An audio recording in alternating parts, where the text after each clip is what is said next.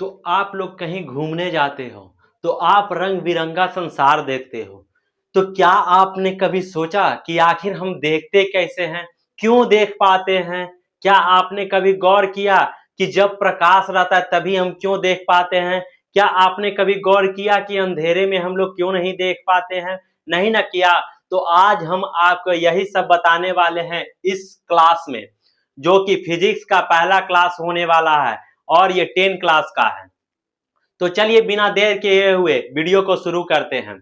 और यदि आप मेरे चैनल पे पहली बार आए हैं तो इसके पहले आप जाकर के केमिस्ट्री का पहला चैप्टर 10th क्लास का रासायनिक अभिक्रियाएं एवं समीकरण और बायोलॉजी का पहला चैप्टर जंतुओं में पोषण, जीवों में पोषण और जैव प्रक्रम के बारे में पहले ही बता चुके हैं।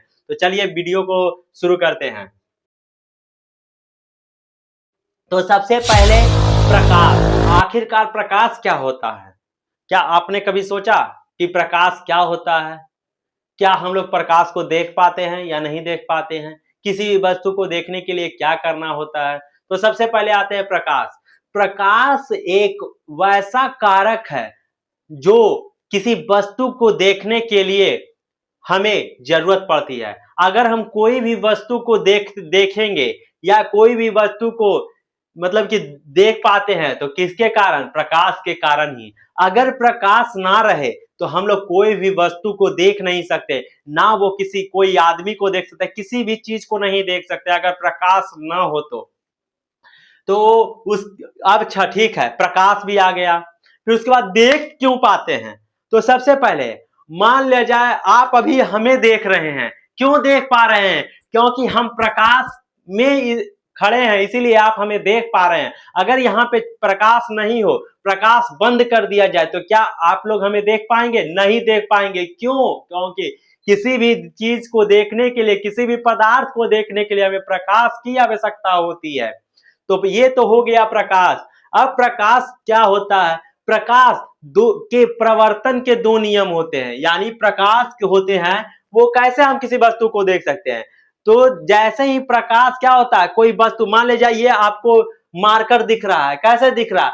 प्रकाश वहां से आया, यहाँ पे प्रकाश क्या हुआ? टकराया, टकरा के आपको मोबाइल में रिकॉर्ड हुआ, टकरा के ये गया प्रकाश कहाँ? मोबाइल में। और उसी फोन में या कैमरा में क्या हुआ? रिकॉर्ड हो गया। जिसको रिकॉर्ड होना हो गया उसके बाद आप लोग देख पाए। अगर यही हम लाइट को बंद कर दें तो क्या आपको यह वस्तु दिखेगा? नहीं दिखेगा। तो किसी भी चीज को देखने के लिए किसकी आवश्यकता होती है? तो प्रकाश की आवश्यकता होती है।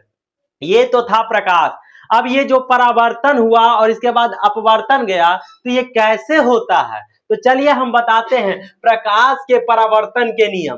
तो प्रकाश के परावर्तन के दो नियम होते हैं। कितने नियम होते हैं? दो नियम होते हैं। जैसे जैसे पहला, आपतित किरण। आपतित किरण, मान लीजिए ये कोई पदार्थ है, या मान लीजिए ये कोई क्या है? दर्पण है। मान लीजिए ये दर्पण या पदार्थ है, पारदर्शी पदार्थ है या अपारदर्शी कोई भी पदार्थ हो। प्रकाश आया, मान लीजिए इधर से ऐसे प्रकाश आया, यहां से क्या हुआ? आपतित हुआ, मतलब आ रहा है। आपतित का मतलब आ रहा है। आपतित का मतलब आ रहा है। आपतित का मतलब आ रहा है। यानी आपतित किरण आया, यहां से टकराया, टकरा करके वापस चला गया, यानी परावर्तित हो गया। आया आपतित, गया परावर्तित, आया आपतित, गया परावर्तित। और बीच में एक अभिलंब होता है। ये बीच में एक क्या होता है? अभिलंब होता है। तो आपतित किरण, परावर्तित किरण और ये आपतन बिंदु पर डाला गया अभिलंब, तीनों एक ही समतल में होता है। अब आप लोग सोच रहे होंगे ये आपतन बिंदु क्या होता है? तो हम आपको बता देना चाहते हैं। आपतन बिंदु, मान ले जाए ये कोई समतल है, ठीक? ये समतल दर्पण है या समतल कोई भी पदार्थ है, ठीक? अब यहां से प्रकाश आया यानी प्रकाश आपतित हुआ। ये जो उंगली आपको दिख रहा है, प्रकाश आपतित होकर के यहां पे आया, आपतित हुआ, यानी प्रकाश आया, यहां से टकराया, टकरा के फिर वापस गया, आया, ये जो उंगली दिख रहा है यहां पे टकराया, टकरा के वापस चला गया।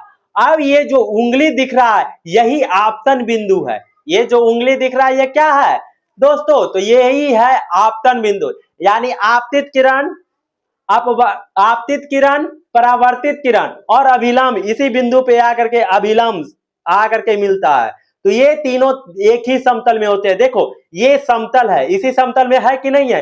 देखो आपतित किरण आया इस उंगली पर, परावर्तित होकर के इधर चला गया, अभिलंब भी कहाँ है, यही है। यानी देख सकते हैं ये ए क्या है, आपतित किरण है, बी क्या है, परावर्तित। यानी आपतित किरण आया बिंदु O पर, जिसे आपतन बिंदु कहते हैं, यहां से परावर्तित हो गया, और जो अभिलंब था, ये बीच में जो लंब खींचा जाता है, इसी को अभिलंब कहते हैं।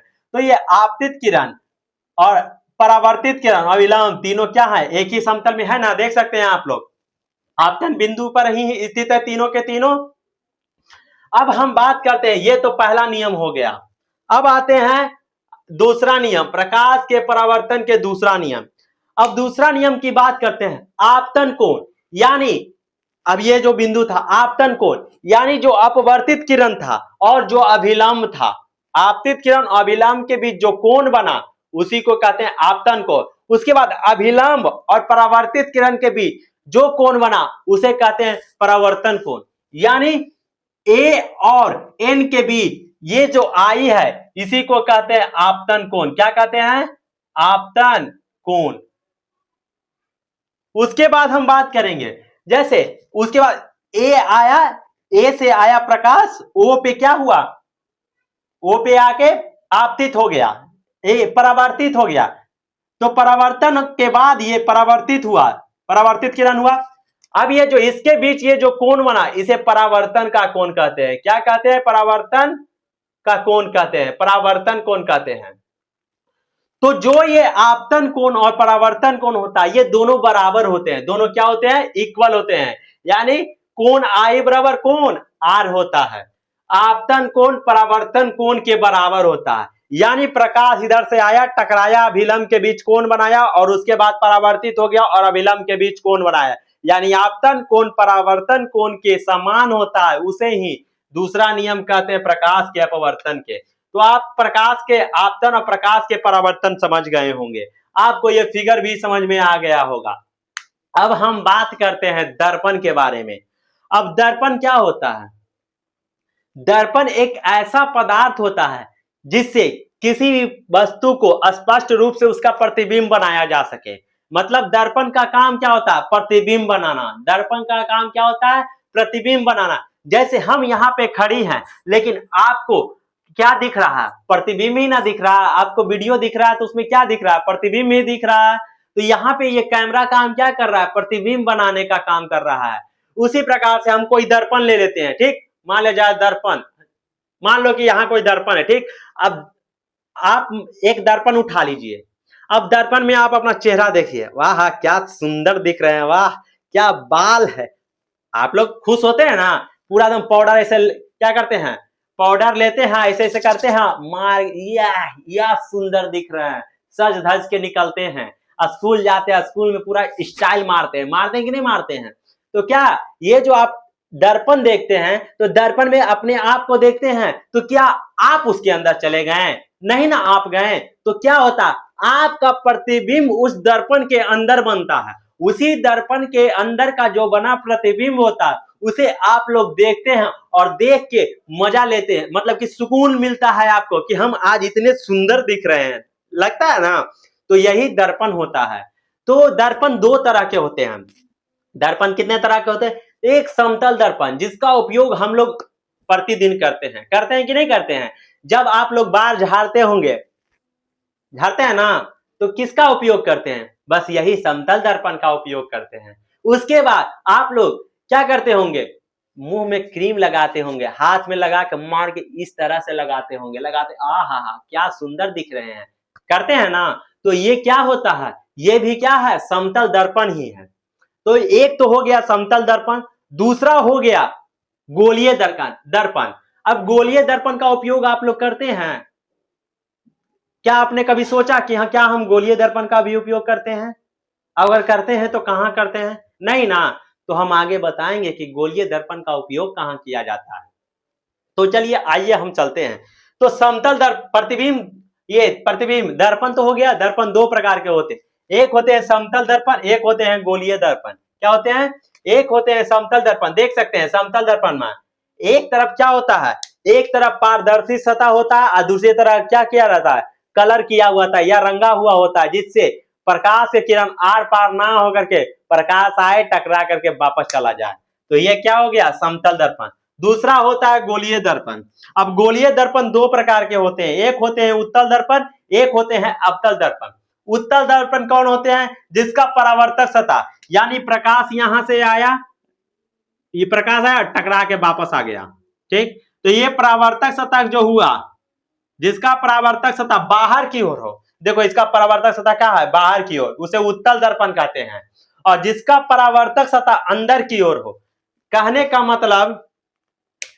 मतलब ये मान लीजिए गोलीय दर्पण है, ठीक। ये अंदर का भाग क्या है, परावर्तक सतह, प्रकाश आया टकरा के वापस चला गया, प्रकाश आया टकरा के वापस चला गया।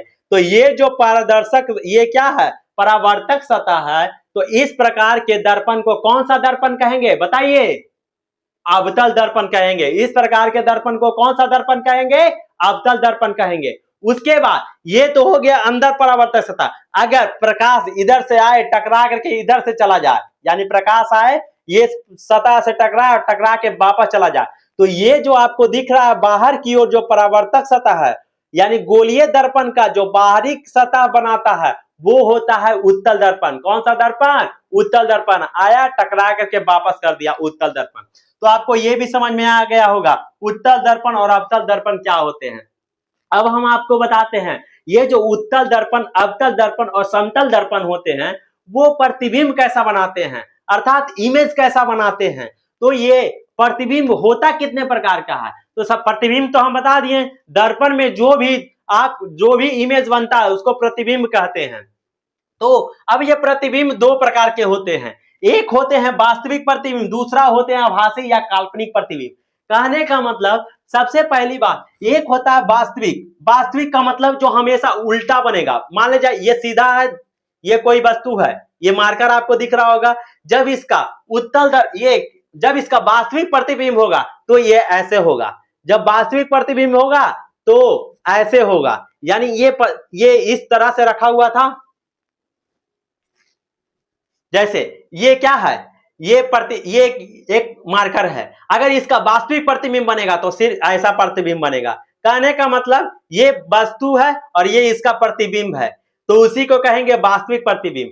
कहने का मतलब जो वस्तु का प्रतिबिंब उल्टा बनता है वो हमेशा क्या होता है, वास्तविक प्रतिबिंब। उसके बाद आभासी प्रतिबिंब क्या होता है, ये क्या है, मार्कर है, इसका प्रतिबिंब ऐसा ही बन जाए, बस क्या हो, छोटा हो, क्या हो, छोटा हो या बड़ा हो, छोटा हो या बड़ा हो, लेकिन ये वस्तु था, इसका प्रतिबिंब भी ऐसा ही बना, तो ये कैसा कहलाएगा, आभासी या काल्पनिक प्रतिबिंब। यानी प्रतिबिंब वास्तविक और आभासी, हमेशा उल्टा होगा वास्तविक प्रतिबिंब और हमेशा क्या होगा, सीधा होगा, कौन सा, काल्पनिक प्रतिबिंब।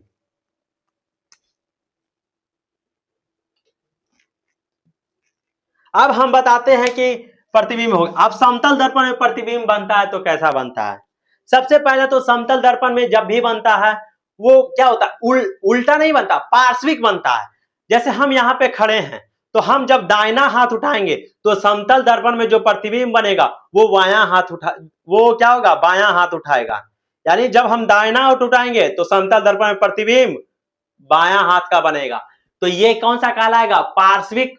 पार्श्विक क्या होता है, इमेज बनता है, पार्श्विक उल्टा होता है, यानी हम ऐसे हैं तो वो इधर की ओर खड़ा होगा, तो इसे कहते हैं पार्श्विक। तो समतल दर्पण में जो प्रतिबिंब बनता है वो पार्श्विक होता है। उसके बाद समतल दर्पण में वस्तु के आकार का ही प्रतिबिंब बनता है। अगर हम समतल दर्पण के बाहर खड़े हैं तो दर्पण में भी जितना बड़ा है उतना ही क्या होगा, समतल दर्पण में ही मतलब जितना बड़ा हम इधर बाहर दिख रहे हैं समतल दर्पण में भी हम उतना ही बड़ा दिखेंगे।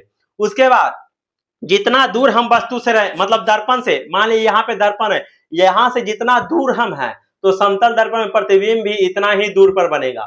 मतलब समतल दर्पण में जो प्रतिबिंब बनते हैं, सबसे पहला तो पार्श्विक उल्टा बनता है, दूसरा जितना दूर पर हम वस्तु से, जितना दूर हम दर्पण से रहते हैं उतना दूर ही प्रतिबिंब बनता है, तीसरा जितना बड़ा वस्तु होता है उसके बराबर ही प्रतिबिंब बनता है। तीन वो हो गया, तीन क्या हो गए, तीन विशेषता किसके, समतल दर्पण के 3 विशेषताएं हो गई। उसके बाद अगर हम बात करते हैं कि वस्तु ये जितना आगे बनता है उतना ही पीछे बनता है, वस्तु से छोटा नहीं बनता है, और प्रतिबिंब की दूरी जितना होती है उतना ही वस्तु की दूरी होती है, यानी वस्तु की दूरी के बराबर ही क्या होता है, वस्तु के दूरी के बराबर ही क्या होता है, प्रतिबिंब की दूरी होती है। उसके बाद अगर बात कहा जाए तो इसका जो प्रतिबिंब बनता है हमेशा सीधा बनता है। समतल दर्पण का जो प्रतिबिंब बनता है वो हमेशा कैसा बनता है, सीधा। जैसे हम यहाँ खड़े हैं तो उधर भी ऐसा ही खड़े रहेगा, ये नहीं कि हम यहाँ इधर खड़े हैं तो उधर पैर ऊपर कर देगा मुड़ी नीचे करेगा, ऐसा नहीं होगा। क्या होगा, प्रतिबिंब हमेशा सीधा बनेगा। तो आप लोग देख लिए समतल दर्पण, प्रतिबिंब उल्टा सीधा। अब हम आते हैं गोलीय दर्पण पर। किस पे आते हैं, गोलीय दर्पण पे।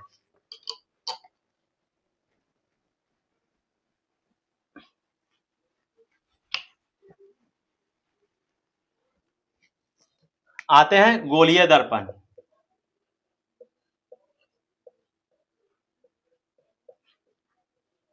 गोलीय दर्पण पहला आते हैं उत्तल दर्पण, दूसरा अवतल दर्पण।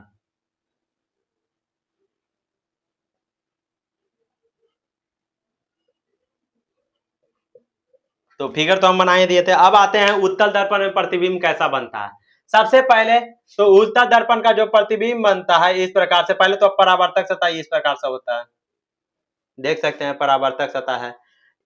अब गोलीय दर्पण का पहले हम आपको बताते हैं, रुक जाइए, ये कोई गोलीय दर्पण है, ठीक है ना, गोलीय दर्पण। तो इसका परावर्तक सतह एक ये हो गया, ठीक, और एक का 20 से काट दिया, उसके बाद ये हो गया। अब इसके बीच से एक रेखा गुजरती है, बीच से एक रेखा गुजरती है, तो इस रेखा को हम लोग क्या कहते हैं, मुख्य अक्ष। इस रेखा को हम लोग क्या कहेंगे, मुख्य अक्ष कहेंगे। क्या कहेंगे, मुख्य अक्ष, मुख्य अक्ष, जिसे P से सूचित करते हैं, यानी ये जो